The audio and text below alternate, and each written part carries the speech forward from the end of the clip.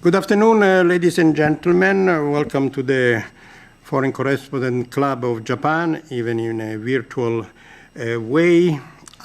Today, August 6th, it's a very important day for Japan and for the whole world. We are commemorating the nuclear bombing of Hiroshima. A lot of controversial issues have come up in the recent days. Last but not least, I would say, is the refusal by the International Olympic Committee to allow 1 minute of silence to honor the victims, not only of Hiroshima, as was written in the petition, but of all wars. And just today, we heard the news that Prime Minister Suga left one important page of his speech, by accident, of course. But that is another issue that I'm sure former Mayor Akiba Tadatoshi, who is our guest speaker today, would like to take up. I think that Akiba, former mayor, doesn't need a long introduction. He has been a mayor of Hiroshima. He is originally from Tokyo, but he has been mayor of Hiroshima for 2 mandates, if I'm not wrong, or 3. And among the many achievements he did during this mandate, he organized in 2010 a historical Nobel for Peace summit with more than 20 Nobel laureates coming to Hiroshima and having a very successful meeting. Now he's head of an NGO called Akarui Shakai o Tsukuru Undo, I think. I'm sorry if I don't pronounce perfectly the name. And he's also head of the World Association of Mayors for Peace. Mayor Akiba, thank you very much for being us on such a busy day. We are connected with him. He's in Hiroshima right now. We are in Tokyo. And the reason why I'm not wearing a mask is because I am alone in this room. Thank you very much, Akiba Sensei. Please, I'll let you the floor, make a brief introduction, and then we will go into question and answer. Thank you.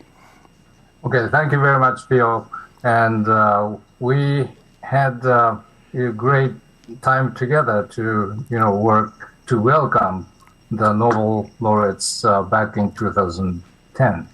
And now I'd like to welcome all of you foreign correspondents to pay attention to this conference. As Phil introduced me, my name is Tadatoshi Akiba. I was mayor of Hiroshima from 1999 to 2011, 3 terms, 4 years each. The citizens in the city of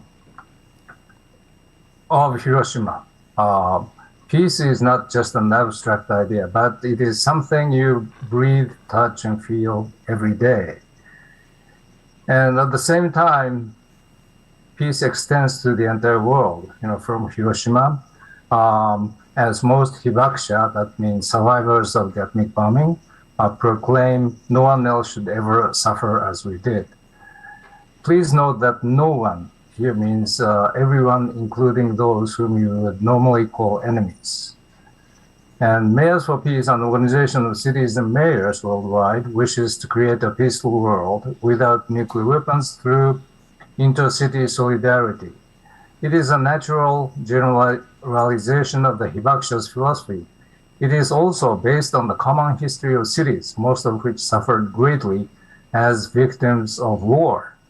That's why the city's collective plea to the world is never again. Well, which echoes hibakusha's no one else should ever suffer as we did. If you have to choose one instance, one point in time in a year or over 76 years of Hiroshima City to symbolize all the essence of the existence of Hiroshima, history, culture, and everything else, and the cities of the world. It is 8:15 a.m., August the 6th. And as we all know, the Olympic Games are taught as the Festival of Peace and the Festival of Cities because of their Greek origin. So when the games are held in Japan, it is natural to think of Hiroshima and Nagasaki, which leads again naturally to 8:15 a.m. on August 6th. And at the same time, I guess I don't have to remind you, but sometimes this is violated. That is, when one is a guest to another home, city, or country, it is the least one can do to respect the host culture, history, and values. And certainly this applies to the Olympic Games too. And since the Chairman Thomas Bach visited Hiroshima amid many difficulties, I don't have to mention them. But can you hear me well? Okay. Okay. Despite many difficulties, and I believe it is because he understands this truth about Hiroshima. If so, he would have to agree to share the message of peace Hiroshima and Nagasaki, I might add, represent during the Tokyo Olympic Games. The realization of peace throughout the world starts from taking action. A small one will do, but the more the merrier. August 6th happens to be during the Tokyo Olympic Games. Well, that's today. And then the timing can be just a coincidence or may indicate the organizers' subliminal wish for peace. So taking this opportunity to explicitly show that the Olympic Games would promote peace might be suitable. Why not all the athletes, staff, and others participate, and other participants stand in silence for 1 minute to remember the victims of all past wars and wish for lasting peace without nuclear weapons. And if that actually had happened, we could have expected the people outside of the stadiums in Japan and elsewhere in the world to join the Olympians by observing silence. Well, unfortunately, that I had to start a signature collecting campaign to bring this point home, not only to the people who usually work for peace, but to IOC and the organizing committee, the metropolis of Tokyo and others who are on the hosting side, and including the city and prefecture of Hiroshima. Unfortunately, none of these people had proposed that observing silence at 8:15 p.m. on August 6th was important. So my intention of the signature collection campaign, by utilizing the mechanism provided by an NPO called change.org, was to make sure that they do understand that this is an important day and important time. And actually, a moment of silence during the Olympic Games, invited by Mr. Bach, would have made the Olympic Games a true promoter of peace.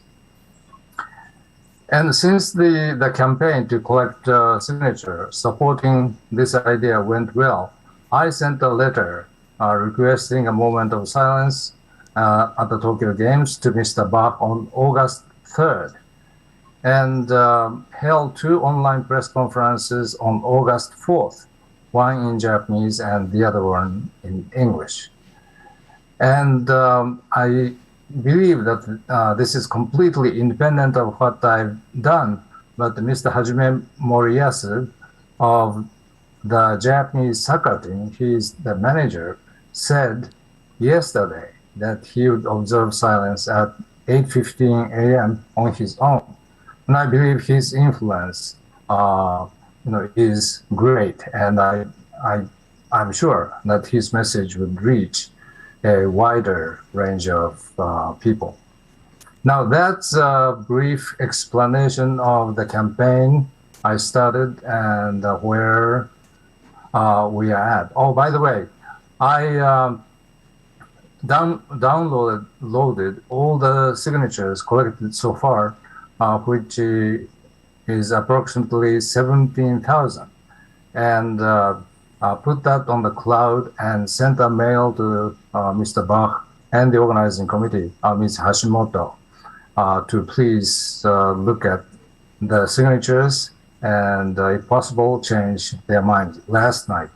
But anyway, that my hope really has not been realized. Now, I could add just one more thing about the issue of nuclear abolition. Since I'm a member of the Japanese Genseikin, so that's sometimes translated as a Japan Congress Against A and H Bombs, which held an international symposium today. And I was one of the panelists. And let me just mention a couple of points which I explained to the audience in that symposium. I kind of exaggerated to make the point that the nuclear weapons abolition is not proceeding very well, despite the fact the Treaty on the Prohibition of Nuclear Weapons, TPNW, went into effect in January this year. And in order to make the point, I exaggerated the situation a little bit and stated that the biggest obstacle to the abolition of nuclear weapons is the Japanese government. And I gave 3 reasons, why I have to choose such a radical expression to make the point. One of the obstacles is that the Japanese government opposed President Obama's initiative to reach an agreement in the UN for the non-first use of nuclear weapons.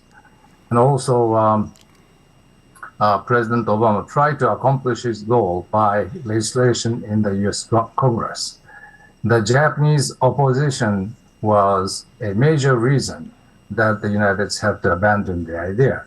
The US high official in charge had shared this information widely. The second reason is that the Japanese government obstinately adhered to the nuclear deterrence theory. For example, on August 6, 2010, Prime Minister Naoto Kan, the Chinese character is the same as Suga son this time, but in the case of Naoto Kan, it's read as Kan.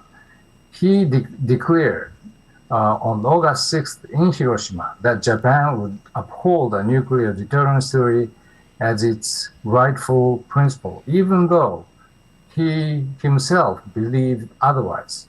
So the nuclear establishment in Japan has the strength to persuade a prime minister from, to betray his own very firm belief and commitment over a long period of time. And the third reason is the various activities of the Japanese government during the time TPNW was discussed and adopted in the UN. The Japanese government, as the spokesperson for the nuclear powers, and gathered information where nuclear powers did not represent themselves. Its track record that ignored the hibakusha's wishes and betrayed the citizens' wills in its votes and participation or non-participation in various committees is part of the official UN record. And also, please imagine what would have happened if the Japanese government had stood at the helm of the nuclear abolition movement by appealing to the world the tragic and evil nature of nuclear war and advocating the need to eliminate all nuclear weapons. The global flow toward abolition would have accelerated many folds. I often heard laments from peace activists and diplomats of countries working to abolish nuclear weapons that only if the Japanese government were with us. it would also have an immeasurable psychological effect to mute the nuclear power's implicit assumption that, what are you complaining about? The victim says it's okay. A reminder may be in order. The first use of nuclear weapons and the deterrence theory are the two sides of the same coin. The deterrence theory represents the logic that if the enemy uses its nuclear weapons, we will retaliate. Non-first use removes the possibility that the premise becomes a reality. And to answer the question, why does the Japanese government persist in the deterrence theory and oppose the prohibition of nuclear weapons stubbornly? Well, one answer, and actually, if you adopt this as a premise for further thinking, most of the questions are immediately answered. It is that the Japanese government ultimately wishes to possess nuclear weapons. And to persuade the Japanese government to abandon such a scenario is to prove that this would be an impossible dream, or to show that this would be contrary to the Japanese interest, which I try to tell as many people as possible, so that our side will have more energy and more persuasive power. Now, in order to move the Japanese government toward nuclear abolition, I basically proposed two things that we can do. One is to work toward making the nuclear powers agree on non-first use. And for this purpose, Northeast Asia nuclear weapons free zone idea is very effective, I suppose. And if I have the time, I'll explain it. And the next one is to refute the deterrence theory completely. So far, we have not been able to do so. And in my thinking, that one aspect that should be brought into the discussion is the people's reaction when their leader actually uses nuclear weapons. Using nuclear weapons is no longer a guarantee to make that leader a hero. However, we seem to fail to understand what do the people's reactions be when their leader actually uses nuclear weapons. On the moral ground already, I believe that actually the future scenario, in case that should happen, would be a nightmare for the leader. But I am preparing paper and perhaps a book debunking the deterrence theory completely. So I hope that in that I can more fully explain why I believe in that fashion. Although I have more to say, but because of the time limitation, why don't I give back the stage to PO, and perhaps we can engage in discussing this important matter. Thank you, Akiba Sensei. Actually, you took up most of the issues that we want to discuss about. Let me first pick up on, while waiting for the questions from the floor and from the web online, let me just pick up on the issue of Japanese government role into the abolition of nuclear weapons. I understand, actually there is already a question about this from John Anderson. Do you think that the fact that the Japanese government has finally asked for an observer status at the first meeting of the states parties of the TPNW, the Treaty for the Abolition, could be a first step toward the ratification by Japan? I wouldn't go that far. Well, if there is any chance that the Japanese government even entertains the possibility of ratification, I believe that it would have said so at the beginning. But even before the treaty was finalized, the Japanese government made it explicit that it would not ratify or even sign. And that's, that kind of determination is very difficult to change. And actually, I've dealt with the Japanese government since the actually in various forms since the 1970s. And so I know the Japanese government very well. And even while I was a National Diet member, we have had really heated, discussions. And I criticizing the foreign ministry, and the foreign ministry tried to, evade the logical sort of thread of thinking. And, actually ratification by the Japanese government realistically does not seem to be forthcoming. However, I think that, it is within our power, well, in a supposedly democratic country, to change the government and also influence the government by a massive sort of concentration of people's will and show it in some radical way. And I believe we can still do it, but we do need to, just amass that much energy and that much people's enthusiasm. Thank you. While waiting for other questions, let me ask a few from this side.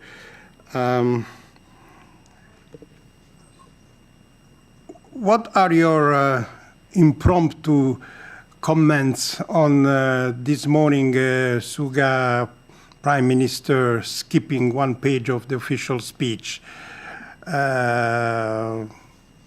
Have you asked yourself some questions? It's just an accident.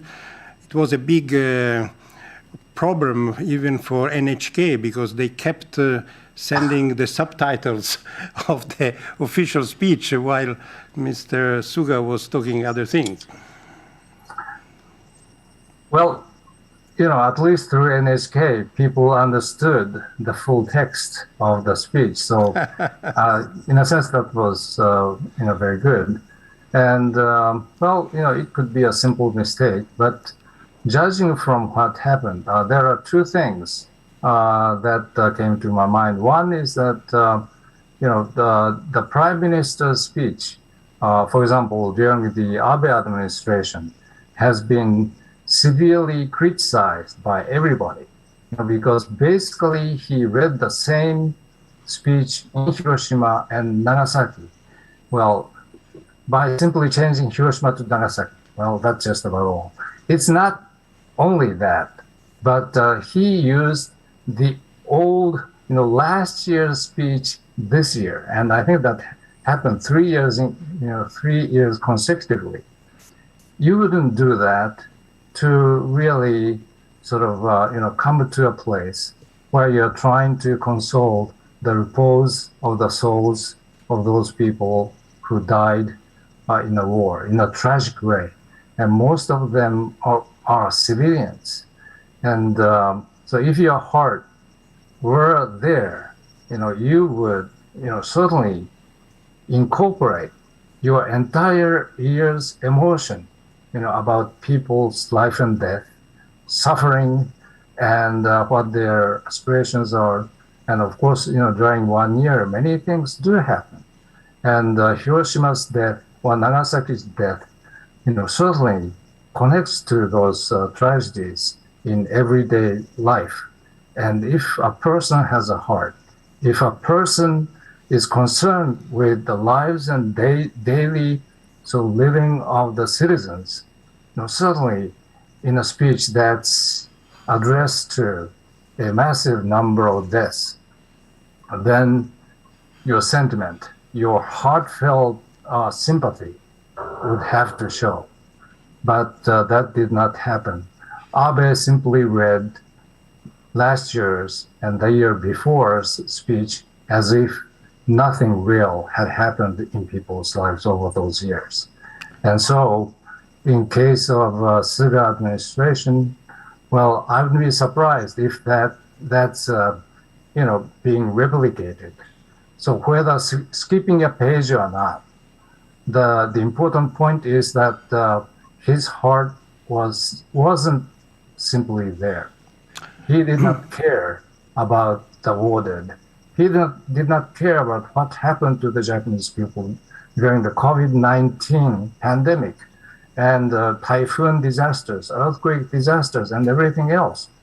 If he had any sense of sharing such tragedies, sorrows, and the future pains of the people, he certainly would have incorporated those in his own words into his speech. And even if he skipped a text, he would have added his own words of compassion, sympathy, and the hope for future. None of those things actually happened. And that shows the poverty and also the low level of Japanese politics and politicians. Thank you, Mayor. This is very deep analysis, actually. We're living in Japan. We all know the meaning of giri. It seems that this ceremony has become more kind of a giri than a hearth from the hearth, as you mentioned. That's true. And okay. So prime ministers, simply come, as a bureaucratic, duty, and nothing more. Okay, Mayor, let's go back on the refusal of IC or on the minute of silence.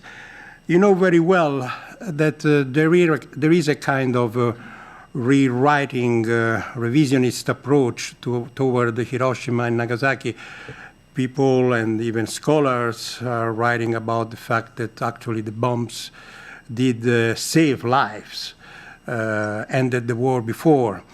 And the IOC people seems to believe that the Olympics should keep themselves out of politics, and that if every country would ask for a minute of silence for their own tragedies, this would mean that in the future everybody would ask the same thing. In your opinion, what is different from other kind of tragedies about Hiroshima and Nagasaki? Okay, at one level, there is no difference between one person's death against, let's say, a massacre or a death of many people just at the same time in a large scale. A death to a person is just as grave as one death in a million, if that happens altogether. So that, in that sense, we all should console the souls of those people who perished in a tragic way or unsatisfactory way in some sense. And another point I would like to make is that what Hiroshima and Nagasaki represent is human survival. There are two grave dangers that the humankind created that would lead us to the extinction of the human race. One is the nuclear weapons, and the other one is the environmental degradation. And perhaps I should add sudden infectious diseases and more vicious one than the COVID-19. That could be a possibility. But anyway, many believe that we can get out of the infectious disease this time. But certainly nuclear weapons and the environmental degradation are the two biggest reasons that we have to pool our resources together so that we can survive. And so that's the second point. And the third point I'd like to make is that in Hiroshima, what Hibakusha came to realize, after they gone through their sufferings, it was not just the immediate effects and sufferings, but because of radiation, because of psychological factors that affected them, over many years, and because of discrimination and other social factors, the survivors, the Hibakusha, suffered a great deal. And through their sufferings, they came to realize that what Hiroshima represents is not just the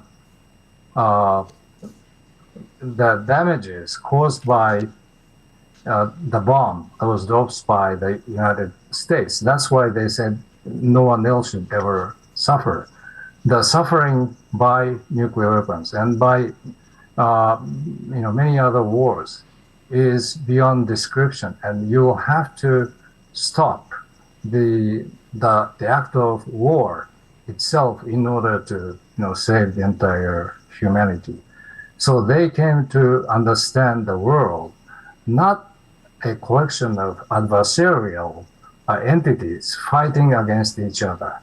So their frame of reference is to consider the human race as a single unit in which diverse peoples, diverse cultures, and diverse activities and so forth occur.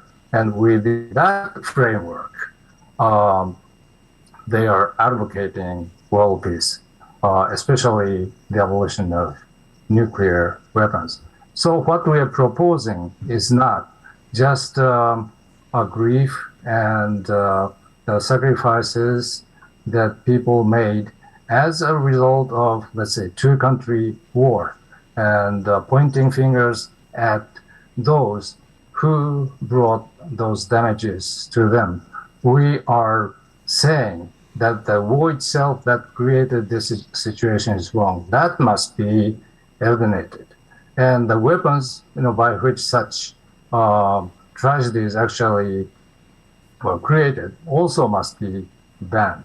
But this is a universal plea, and should not be taken within the context of two countries fighting with each other.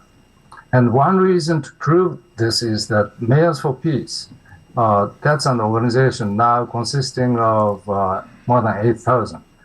When I was the mayor, it grew from about 500 to 5,000. But all these cities agree that nuclear weapons symbolize the atrocities of war.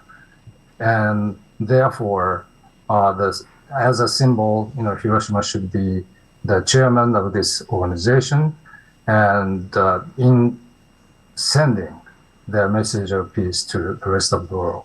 So IOC or any other people, if they want to understand there are philosophers, there are people, common people, who actually came to create such a philosophy. And in a sense, in order for us to, go forward to create a better future, we need to adopt this frame of reference. And that is what we are advocating.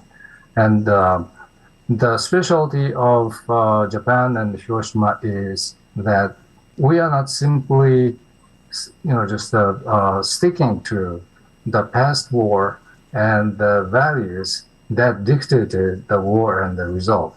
We grew out of it. We created a new dimension of worldview, and which we need in order, for us to pass on the globe to the future generations in as good a position as possible. Mayor, is there anything that you would appreciate from the present government? For example, I understand that Prime Minister Suga recently extended the number of hibakusha, of those who are entitled to some kind of support. contrary to the past. Do you think that was done by heart or just by political judgment? Well, it doesn't matter. The result is basically everything. Whether he did it half-heartedly or full-heartedly, the result is the result. And so I welcome the result. Okay, thank you. Mayor Akiba, you mentioned before the other issue, the environmental impact. And in my opinion, there is another issue that has been left over totally from these Olympics, even if these Olympics, as you know, were somehow asked for and sought for by former Prime Minister Abe Shinzo to celebrate the resurrection of Tohoku and Fukushima after the triple catastrophe of 2011. Besides Hiroshima and Nagasaki, don't you think that a formal mention of Fukushima tragedy was also welcomed? Well, that's very controversial because what Prime Minister Abe said in his speech to convince the IOC to bring the Olympic Games to Tokyo was a total lie. The Fukushima was not under control. The contaminated water was spilling out to the ocean, and Fukushima is not fully restored. I mean, consider the number of people, who are forced out of their, living areas, their birthplaces, and so forth. And an important lawsuit is going on, which is accusing the Japanese government and also the TEPCO for creating this radioactive mess, and that has not been settled. So, I sympathize with those people who had to suffer as a result of the earthquake and the Fukushima nuclear power plant accident as well. But what the government has done is very, very far from satisfactory in terms of, trying to save people's everyday life.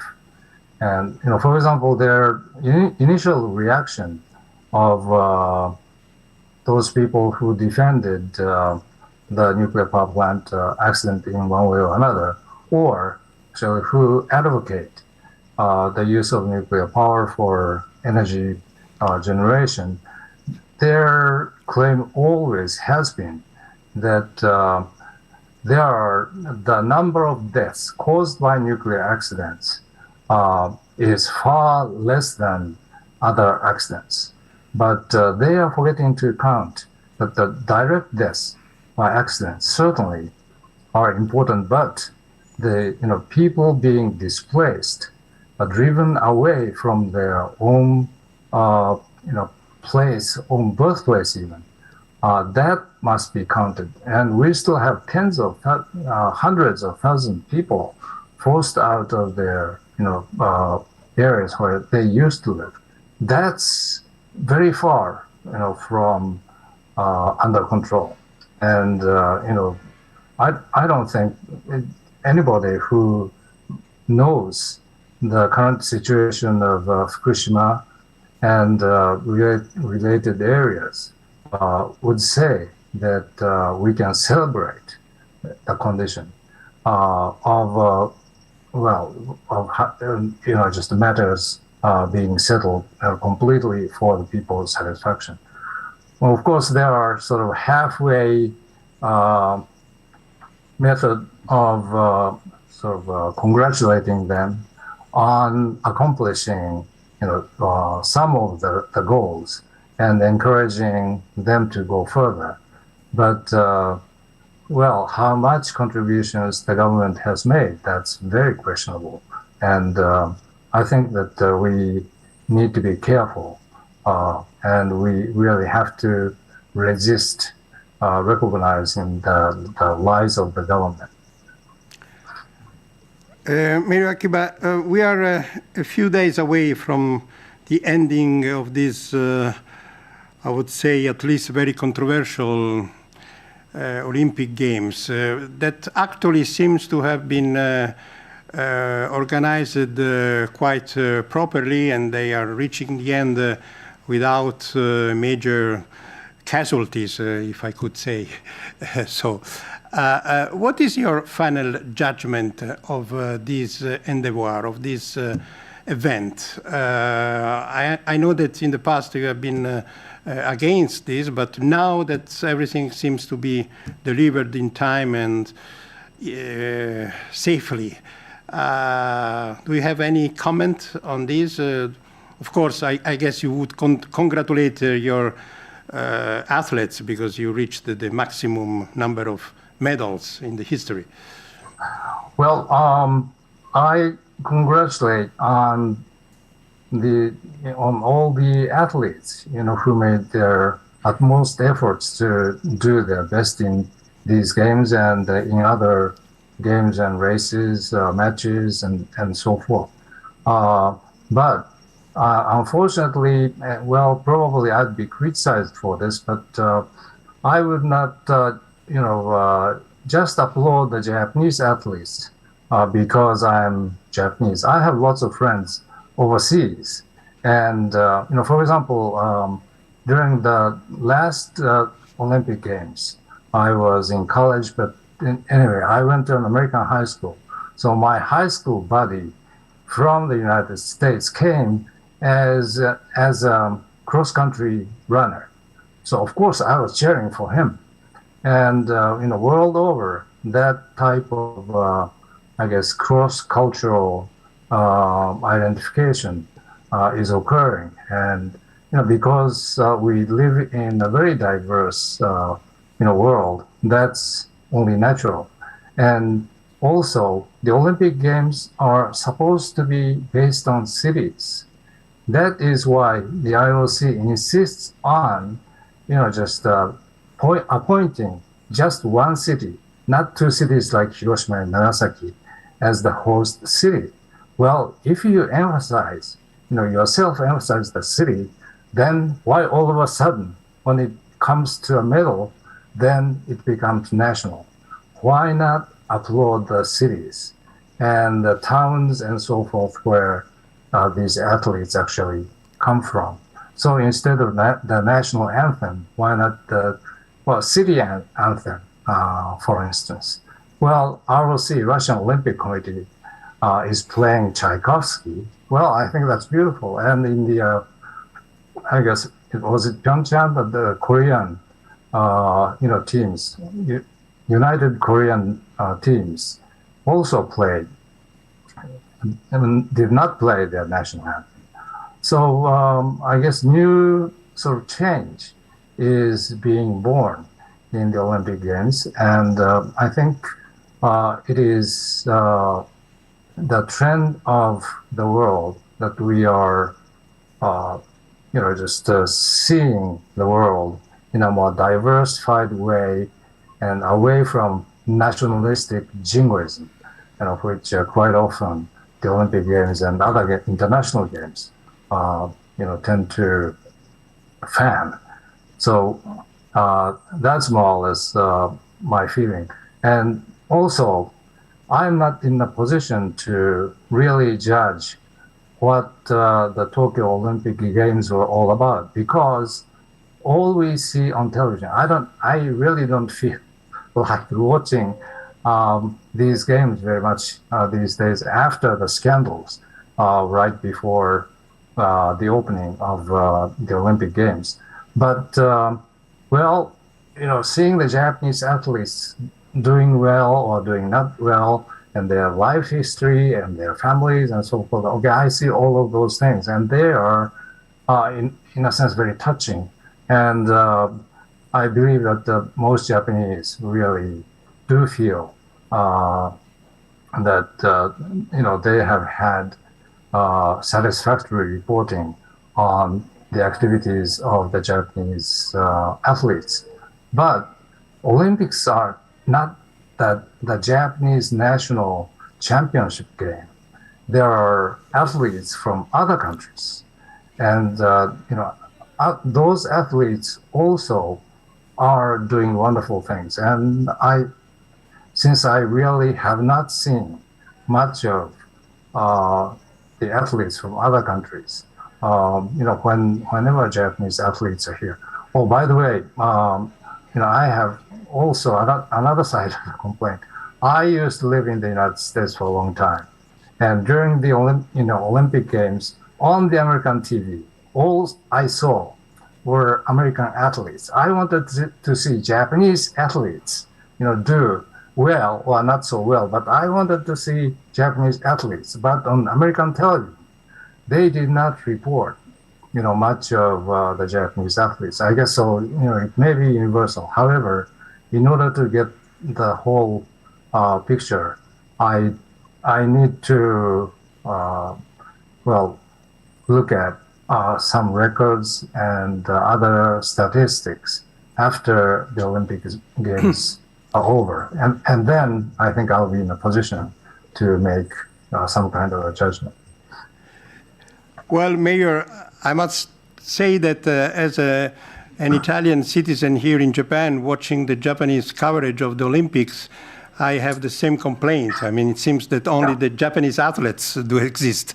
That's right. Sometimes they go into very details about the bronze medal. They don't even report who is winning the gold medal.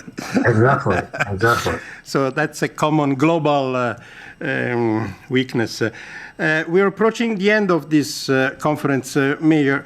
May I ask you another delicate political question?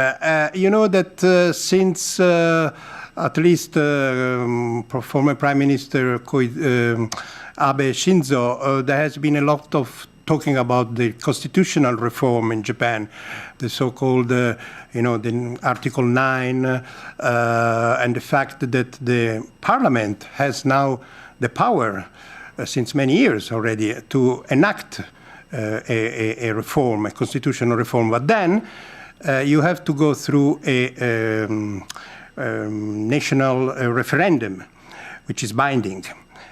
Do you think that the fact that Prime Minister Abe eventually gave up on this issue because he is convinced that the Japanese people would never ratify such a reform? And in your opinion, is that true? I mean, if a national referendum is called upon the constitutional reform, and especially the Article 9 reform, would it pass through the popular vote? Well, up until several years ago, I would have said, yes, you're right, that the referendum will not recognize the constitutional change. But the Japanese political atmosphere is changing rapidly. Just political lies during the Abe administration and also during the Suga administration, and doctoring official documents, hiding the documents, or sometimes discarding the important documents which should have been kept and should have made public. All those things have caused a massive amount of corruption in Japanese politics, and many people have courageously tried to persuade the Japanese government and criticize the government very harshly. But nevertheless, the government simply went ahead and wiped their mouth, closed their mouth, saying nothing. And it is not just once or twice, but on every single case of corruption being pointed out, or inadequate policies implemented, and many other instances, people simply sort of came to give up, and they are no longer interested in outwardly criticizing the government.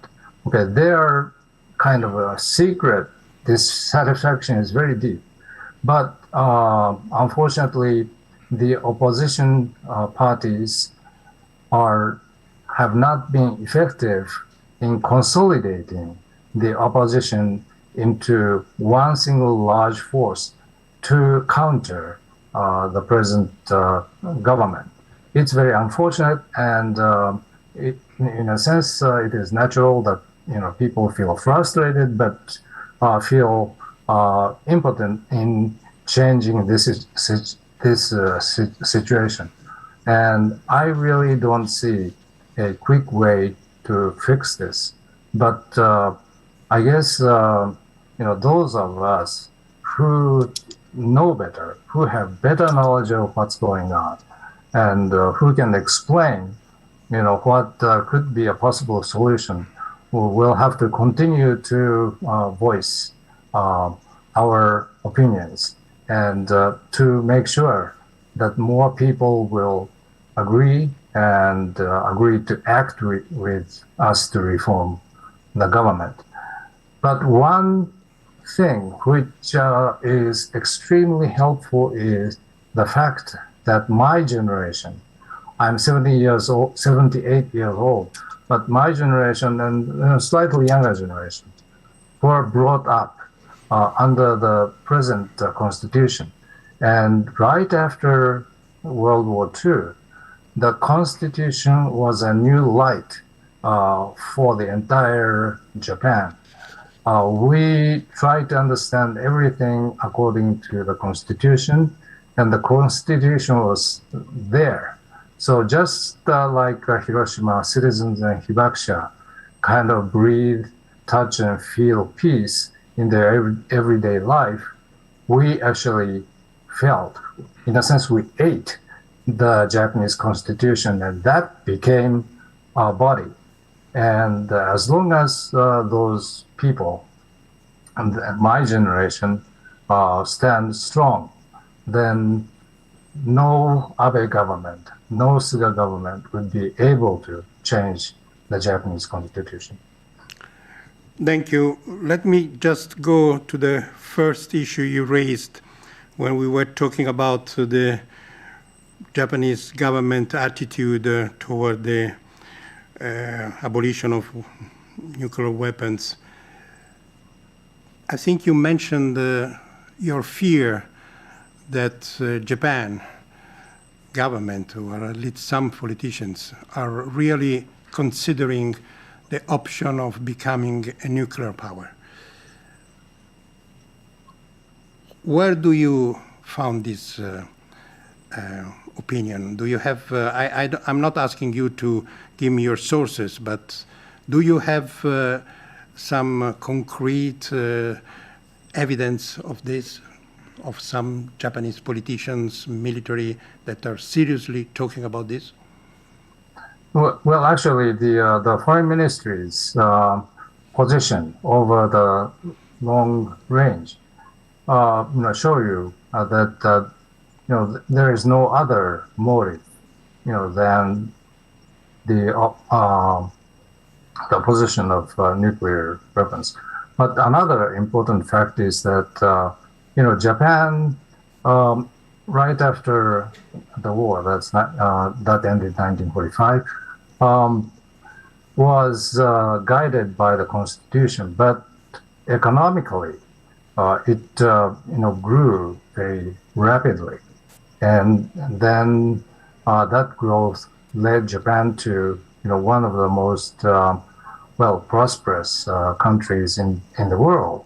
But that was made possible by the emphasis by not only the government, but the entire society, that our scientific and technological abilities are excellent, perhaps better than most of the rest of the world. And actually, some of the industrial products prove that claim.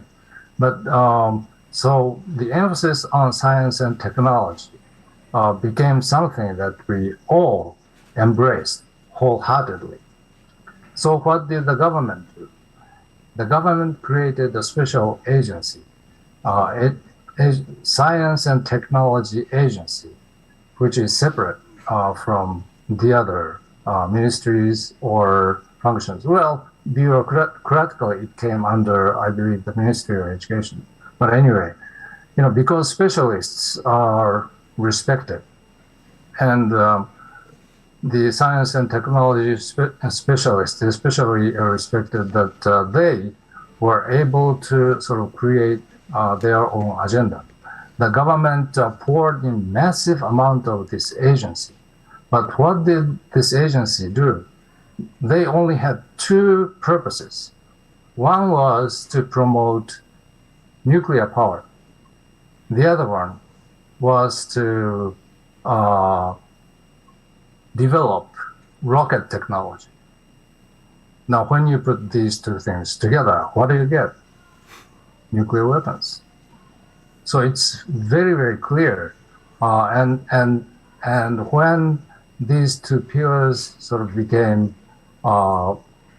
very strong and successful, well, they were able to get as much money as possible, and then it became necessary for the government to hide the fact from the public by sort of transforming the bureaucratic structure from simply having the Science and Technology Agency to a more scattered structure within the government. So we don't really see that right now. But for many, many years, the government was advertising that we have one thing in common: nuclear power that produced plutonium to produce nuclear bombs and rockets that would carry the bombs.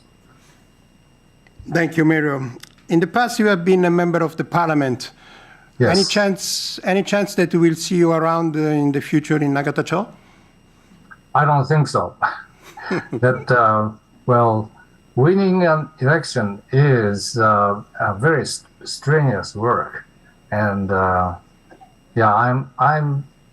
written a book called "Reading the Japanese Constitution as a Math Book," and there I'm emphasizing the fact that we should be logical in our thinking and in our approach to complicated problems, and so I would like to continue writing about it. And also, since Hiroshima, as a mayor, I tried to bring the Olympic Games to Hiroshima.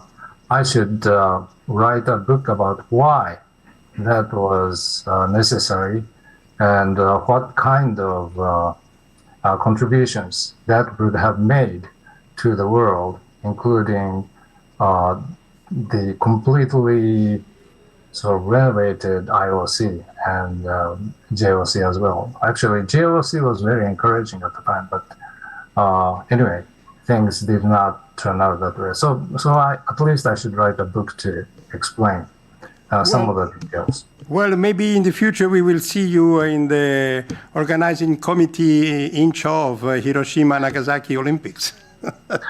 Yes, who knows? That might be wonderful. And I think that the Hiroshima Nagasaki Olympic Games will become a reality at some time in the future if IOC really understands some of the points I've made and some others are making. Thank you, Mayor. Thank you very much. Unfortunately, I cannot hand it over here, but can you see this is our customary complimentary membership for 1 year of this club. So whenever the pandemic is over, hopefully soon, you are welcome to pick it up at the front desk here, and you are a member for a year. Okay, thank you very much for the honor. And thank you for being with us today, and good luck for your personal and public life. Okay, thank you very much. Thank you. So we're going to close up this press conference.